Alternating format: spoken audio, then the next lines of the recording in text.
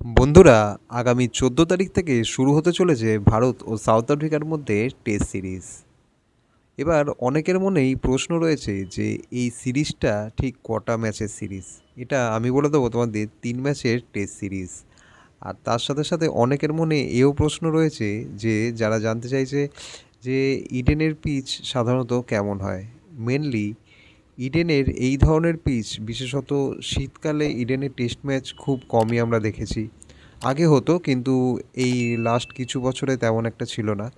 আর এই বছরের প্রথম দিকে একটা টি-20 ছিল, তাও শীতকালে ইংল্যান্ডের সাথে, তাও জানুয়ারি বা ফেব্রুয়ারি মাসে। তখন একটু শীত কমই থাকে। কিন্তু আমি একটা জিনিসই বলবো, ইডেনের পিচ সাধারণত হতে পারে এখানে স্পিনিং পিচ, কারণ এই পিচে কোনো রকম মানে ফাস্ট বোলারদের জন্য তেমন একটা হেল্প থাকে না, বিশেষত শীতকালে, কারণ এই পিচ খুবই ড্রাই হয়।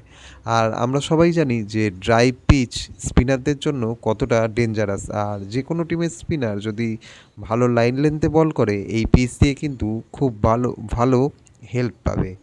আর এই পিচে সাধারণত আমি একটাই জিনিস বলবো, এই পিচে অনেকের মনে হতে পারে যে এই পিচে 400-500 রান ওঠা উচিত, বা মিনিমাম 500-550 রানে যে কোনো টিম যদি ফাস্ট ব্যাটিং করে তাহলে কিন্তু সেই পিচে গিয়ে ডিক্লেয়ার করা উচিত। আমি একটাই জিনিস বলবো, এটা কিন্তু মিনিমাম 400 রানের পিচ আছে। 400 রানের পিচ মানে হচ্ছে যে এই পিচে তোমরা যদি প্রথমে ইন্ডিয়া যদি প্রথমে ব্যাট করে, অবশ্যই আমি টসের ব্যাপারেও আসবো এরপরে। ইন্ডিয়া যদি প্রথমে ব্যাট করে তাহলে কিন্তু এই পিচে মিনিমাম 400 থেকে 450 রান তোলা উচিত, কারণ এটা হচ্ছে ইডেনের পিচের জন্য একটা সেফ স্কোর। 400-450 রান যখনই তারা ইডেনের পিচে তুলবে, আর ডে 2 বা ডে 3-তে গিয়ে যখনই তারা ফাস্ট বোলার বা স্পিন বোলার দিয়ে অ্যাটাক করবে, তখন কিন্তু পিচে মারাত্মক টান হবে। আর পিচ যত ফাস্ট বোলার দিয়ে বল করে, প্রথমে চেষ্টা করতে হবে ফাস্ট বোলার দিয়ে বল করে করে করে করে পিচটাকে ফাটানোর। পিচ যত তাড়াতাড়ি ফাটবে আর বল যত তাড়াতাড়ি, এই ড্রাই পিচে বল কিন্তু খুব তাড়াতাড়ি পুরনো হবে। আর পিচ যত তাড়াতাড়ি ফাটবে আর বল যত তাড়াতাড়ি পুরনো হবে, এই পিচে কিন্তু মারাত্মক স্পিন হবে। আমরা আগের বার দেখেছিলাম অশ্বিন এই পিচে 5 উইকেট 7 উইকেট 2 ইনিংস মিলিয়ে 10-12 উইকেট প্রায় নিয়েছিল। আর ইন্ডিয়ার কাছে তো স্পিনার আছেই, 3টে স্পিনার রয়েছে ইন্ডিয়ার কাছে। আমি বলবো প্লেয়িং 11-এ ইন্ডিয়ার কিন্তু মিনিমাম 3 থেকে 4টে স্পিনার খেলানো উচিত। মিনিমাম 3টে খেলানো উচিত, যার মধ্যে হচ্ছে ওয়াশিংটন সুন্দর, রবীন্দ্র জাদেজা আর কুলদীপ যাদব। কুলদীপ যাদব কিন্তু টেস্ট ক্রিকেটের একটা ভালো বোলার হতে পারে, কিন্তু কুলদীপ যাদবকে আমরা সেরকম সুযোগ দিই না, বা বলতে পারো টিম ইন্ডিয়া বা সিলেক্টররা টেস্টের জন্য সেরকম সুযোগ দেয় না। এখানে ওয়াশিংটন সুন্দর আর অশ্বিন থাকাকালীন অশ্বিন এছাড়া বিভিন্ন প্লেয়াররা সেখানে আরও বেশি টেস্ট ম্যাচ খেলে নিয়েছে। এছাড়াও এই পিচে যদি যে কোনো টিম টসে জেতে, আমি বলবো তাদের প্রথমে ব্যাট করা উচিত, কারণ প্রথমে ব্যাট করলে কিন্তু পিচের হালটা তোমরা বুঝতে পারবে। পিচের আমি মনে করি যদি ইন্ডিয়া প্রথমে ব্যাট করে তাহলে মিনিমাম 400 থেকে 450, আর যদি অপোনেন্ট ব্যাট করে তাহলে কিন্তু আমি এখানে একটাই জিনিস বলবো, প্রথমে ফাস্ট বোলার দিয়ে অ্যাটাক করো। প্রথম 20 ওভার বা 15 ওভার ফাস্ট বোলার দিয়ে দেখো। টিম ইন্ডিয়া যেন প্রথম 10-20 ওভার ফাস্ট বোলার দিয়ে দেখে। ফার্স্ট 10-20 ওভার যদি ইন্ডিয়ান ফাস্ট বোলাররা বুঝে যায় যে হ্যাঁ এই পিচ খুব তাড়াতাড়ি পুরনো হচ্ছে, বা এই পিচ খুব তাড়াতাড়ি ড্রাই হচ্ছে, বা বল খুব তাড়াতাড়ি পুরনো হয়ে যাচ্ছে, তখনই কিন্তু যেন লাঞ্চের আগে তারা স্পিনার নিয়ে চলে আসে। লাঞ্চের আগে যখনই স্পিনার আসবে, আর যদি সেই স্পিনার যদি 1 থেকে 2 উইকেট নেয়, তাহলে ধরে নেবে 1 থেকে 1.5 দিনের মধ্যে যে কোনো টিমের বা ফাস্ট ব্যাটিং টিমের কিন্তু ইনিংস এন্ড হতে পারে। আর যদি প্রথম লাঞ্চের আগে তোমরা যদি বা টিম ইন্ডিয়া যদি উইকেট না নিতে পারে, তাহলে আমি একটাই জিনিস বলবো, এই পিচে কিন্তু মিনিমাম 500 রান উঠবেই, কারণ এই পিচ যদি ব্যাটসম্যানদের জন্য সুটেবল হয়ে যায়, বা সাউথ আফ্রিকা যদি এই পিচটা একদম হজম করে নিতে পারে, তাহলে কিন্তু এই পিচে তারা একদম লাগাতার মেরে খেলবে। এই পিচে আমরা সবাই জানি মেরে খেললে কী পরিমাণে রান ওঠে। আর সেটা আমরা যখন লাক্সমান আর দ্রাবিড় মিলে যখন 400-500 রানের পার্টনারশিপ করেছিল অস্ট্রেলিয়ার সাথে, আর লক্ষ্মণ কেরিয়ার বেস্ট 281 রানের পারফরমেন্স করেছিল, সেটা তো আমরা জানি।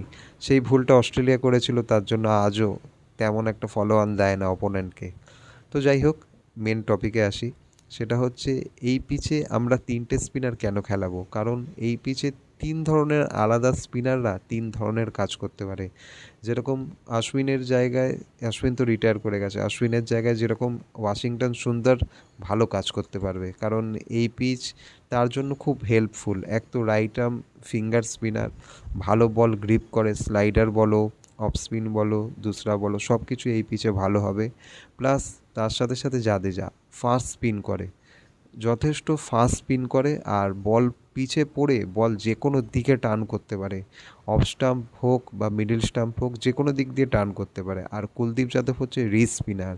কুলদীপ যাদবের জন্য আমি একটাই জিনিস বলবো, এই পিচে ব্লাফ করো, ব্যাটসম্যানকে ব্লাফ করো, শর্ট লেগ লাগাও আর একটু শর্ট বল করো, শর্ট লেগ লাগিয়ে শর্ট বল করো, কারণ শর্ট লেগ লাগালে ব্যাটসম্যান কিন্তু বোঝে যে বল আমাকে ফ্রন্ট ফুটে খেলাবে, ব্যাটসম্যান বল আমাকে ফ্রন্ট ফুটে খেলতে হবে। কিন্তু তুমি শর্ট পিচ লাগিয়ে একটু শর্ট বল করো, কারণ যখনই পিচ ফাটবে আর শর্ট বল করলেই কিন্তু বলটা কিন্তু নেমে, যেই বল কোমরের দিকে আসার কথা সেই বল কিন্তু হাঁটুর নিচে নামবে, যদি পিচ ড্রাই হয়, যদি পিচ ফেটে যায়। আর যদি পিচ নর্মালি থাকে, নর্মালি বিহেভিয়ার করে, মানে যেরকম ফাস্ট বোলারদের জন্য নর্মাল বাউন্স, নর্মাল স্পিন হচ্ছে, তাহলে কিন্তু আমি বলবো এই ধরনের ফিল্ড না লাগানো উচিত। আর সাউথ আফ্রিকান ব্যাটসম্যানদের জন্য আমি বলবো এই পিচে কিন্তু ফাস্ট বোলার হোক বা স্পিন বোলার, শর্ট লেগ লাগিয়েই বল করো, শর্ট লেগ লাগিয়ে বল করলে, আর যদি দুটো বা মিনিমাম 3টে স্লিপ একটা গালি লাগিয়ে বল করো,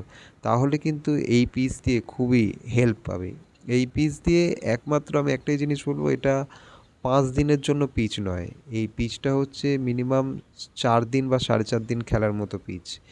এই পিচে যখনই আমরা খেলবো বা যখনই আমরা এই পিচের সম্বন্ধে খেলা দেখতে দেখতে বুঝতে পারবো যে এই পিচটা কীরকম বিহেভিয়ার করছে, তখনই কিন্তু আমাদের আইডিয়া এসে যাবে যে এই পিচটা 4th ইনিংসের জন্য কত টার্গেট হতে পারে। যদিও এখনকার দিনে 4th ইনিংস খুব কমই হয়, কিন্তু আমি বলবো এই পিচের জন্য 4th ইনিংস আশা নাও করা যেতে পারে, কারণ 4 দিনের মধ্যে যদি খেলা শেষ হয়ে যায় তাহলে যে কোনো টিম ইনিংসে জিতে যেতে পারে। এবার আসি একটা জিনিসে, যে এই পিচে মানে মিনিমাম কত স্কোর হওয়াটা সেফ, 400 থেকে 450 হওয়া উচিত। আর যদি সাউথ আফ্রিকা প্রথমে ব্যাট করে তাহলে চেষ্টা করতে হবে 200 থেকে 250-র মধ্যে অল আউট করার, কারণ যদি সাউথ আফ্রিকা প্রথমে ব্যাট করে তাহলে তো পিচ ফাটবেই ফাস্ট বোলারদের দাপটে। আর যখনই ইন্ডিয়া ব্যাট করতে নামবে সাউথ আফ্রিকা কিন্তু স্পিনার দিয়ে অ্যাটাক করবে। আর যে কোনো টিমের জন্য এই পিচে স্পিন খেলা ডে 2 বা ডে 3-তে কিন্তু খুবই টাফ, কারণ পিচ পুরনো হবে, পিচ ফাটবে, আর স্পিনাররা খুব ভালো হেল্প পাবে। আর তার সাথে সাথে আমি বলি এই পিচে কিন্তু মিনিমাম 3টে স্পিনার খেলানো উচিত আর 2টো ফাস্ট বোলার। যাই হোক, এই ছিল আজকের রিভিউ। তোমরা তোমাদের মতামত অবশ্যই কমেন্টে জানাও যে কিরম টিম খেলানো উচিত, কটা বোলার খেলানো উচিত। আবার দেখা হবে নেক্সট আরেকদিন ক্রিকেটের অন্য একটা টপিকের ভিডিও নিয়ে। আজকের মতো গুড বাই। চ্যানেলটাকে সাবস্ক্রাইব করো, লাইক করো, আর সবার সাথে ভিডিওটা শেয়ার করো।